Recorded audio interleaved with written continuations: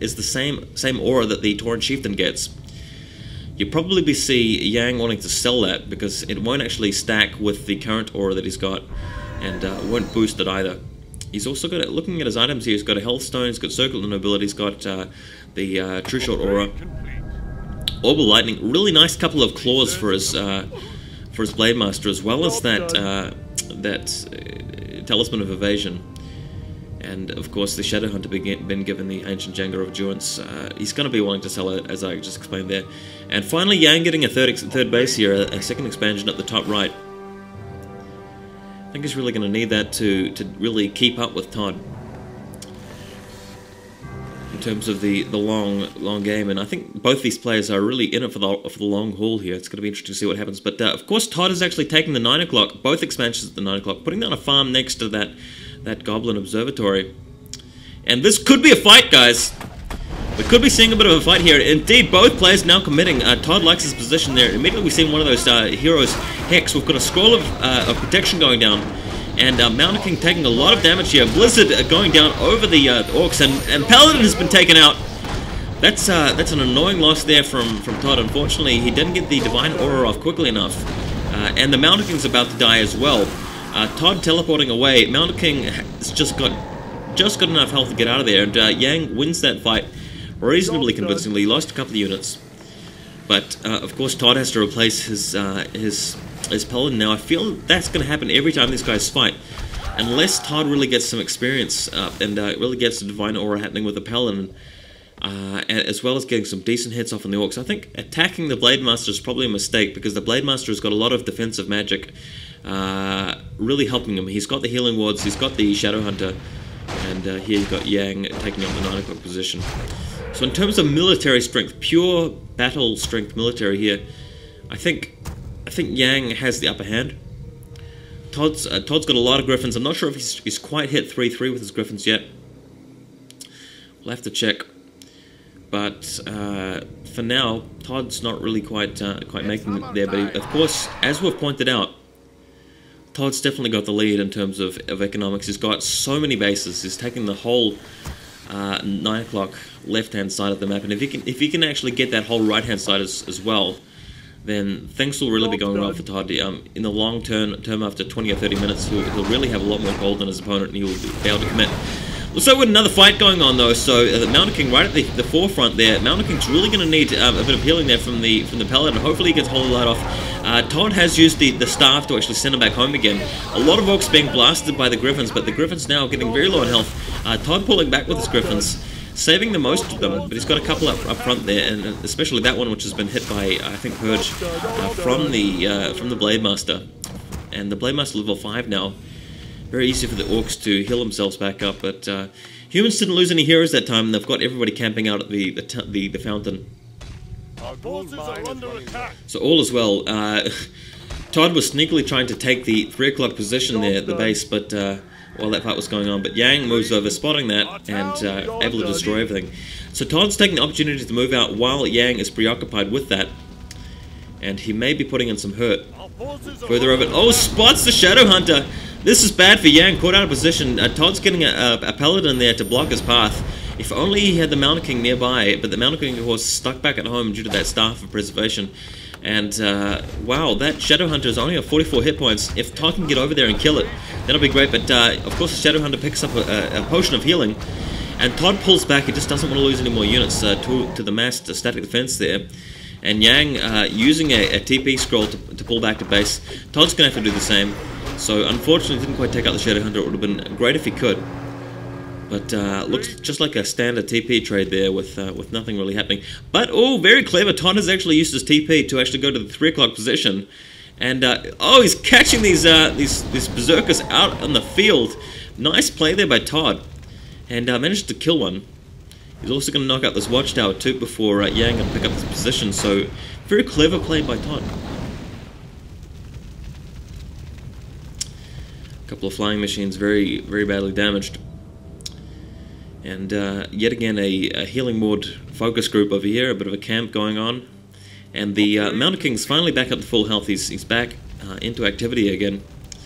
Tod, by the way, Of course, still in high upkeep, but he's reaping so much rewards from the 9 o'clock position, the double expansion going on over there. So things are really going well. But we'll be seeing this game into the long term. We're really only halfway through the replay, so that's pretty intense. A few Bat Riders out now, so these are the first couple of Bat Riders that I'm seeing. Oh, actually, we saw some in the previous battle, I think. And, oh, Cannon Towers. I love Cannon Towers. Very, very cool building, and you don't see them too much in 1-on-1. They're great for free-for-alls, but they're very expensive. They do siege damage, of course, so they're great against Yang's Troll Witch Doctors. Not so great against the rest of his units, but that's cool. And they can't hit air either, but he's got so many guard towers there that he's not really going to be worried about air attackers at all. Now, still only a couple of peons up the top right for Yang, so he's not really going to be bringing in so much cash. Tod's cash score isn't that high. He's lost a gold mine down the bottom, so I think his natural and his main have both been mined out now, but he's got 3 working gold mines around the map. So not too big a deal around there. What else have we got? Todd's hanging around the center, posturing for an attack, possibly. And there's the large group of orcs. I really wouldn't attack that. He's got a lot of peons out in the field, too, to assist him in battle, if needs be, just to distract some hits. They're going to die from Griffin splash damage regardless. But we'll have to see. And these two forces may be meeting right now. I wouldn't really want to commit too heavily if I was Todd here. Bat Rider's moving in, getting some hits off from the Griffins. Griffin's just way too tough to deal with that. And one thing I should point out here is that I think it looks like the Paladin. I was going to say that he'd taken Divine Aura, but he's gone for that Holy Shield, that Divine Shield. Instead, I guess to keep his Paladin alive. Much better than the +1 Armor Aura, I guess, in retrospect. But big battle going on here. It looks like Yang's popped his scroll of his Book of the Dead ability. Mountain King going down. Very unfortunate that Todd couldn't keep that alive or time it so that he could teleport him out. But Yang's managed to take out the Mountain King yet again. Sucks to be Todd at this point in time, but only as far as that battle's concerned. Todd's really got a lot of other things going for him, and Yang now finally taking this expansion here. He really needed to, because that's the only other nearby expansion he can take apart from either of the islands.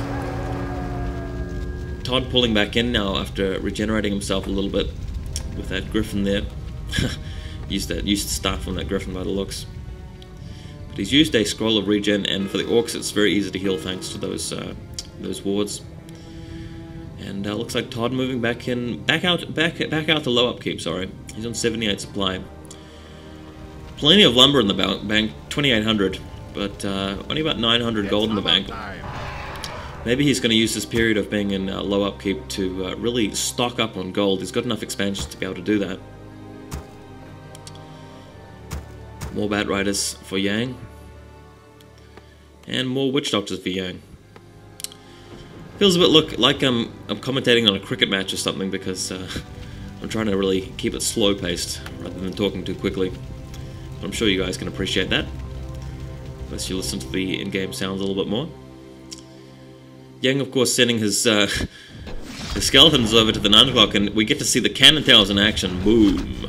Firing some cannonballs over there, easily destroying these skeletons. But of course, the skeletons were only being used to scout there, not for any kind of assault. And Todd now creeping in the bottom left, possibly putting down. Yeah, he's got the militia here, so he is going to be putting down another base here. This is a lot of bases that Todd's going to wind up with. That will mean that the only remaining bases available will be the 2 islands, because Yang now has taken out the upper 3 o'clock position. We'll call it the 230. Nice ring of protection there for Morloon the Mighty, the level 3 paladin on Todd's side of the map. Wow, so Yang's done very well with his hero levels. Everybody's on 5 except for the Shadow Hunter, who's on 4. And very good hero levels in general for those guys. Once he starts hitting 6s all around, it's going to be very, very tough for Todd to actually win battles, but chances are Todd will be on level 6 as well with at least his Archmage. And that's going to allow him to mass teleport around the map and really take the game due to that. This is my prediction. Anything can happen in Warcraft though, so just brace yourselves for surprises. Now is the point in time where both sides have actually split the map almost evenly apart from the islands, so both players will be thinking about taking island expansions at the stage. Now, Lost Temple has 2 island expansions, one at the top left, one at the bottom right, and Mass Teleport again. The humans really